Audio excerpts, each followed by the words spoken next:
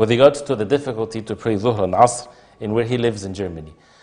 Usually these types of questions, I again sincere advice. If a person chose to be in a place, then they need to be patient with the deen of Allah in whatever place that they're in. Otherwise, the earth is made vast for people to worship Allah subhanahu wa ta'ala. Nothing should stop the Muslim from fulfilling the obligations and the ibadah to Allah. The Muslimin, when they were in Mecca and they were oppressed by the people of Quraysh, oppressed and tortured, Allah subhanahu wa ta'ala permitted them to go to make hijrah. They made hijrah to Abyssinia, the first one, and then the second one. And then they made hijrah to Al-Madinah. And even the words of the companions of the Prophet ﷺ, they would say that to their enemies, those who were torturing them, when they asked them, where are you going? And they would say to them, we're going to a place where we can worship Allah, because you're preventing us from worshiping Allah.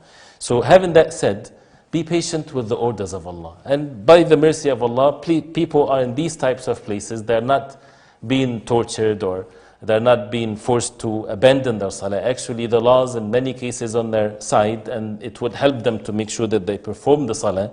Especially that the salah doesn't take more than 10 minutes or so. A person can take the means to make wudu beforehand, and then when it's time for the salah, people take time out to go to the bathroom, or sometimes even to smoke a cigarette.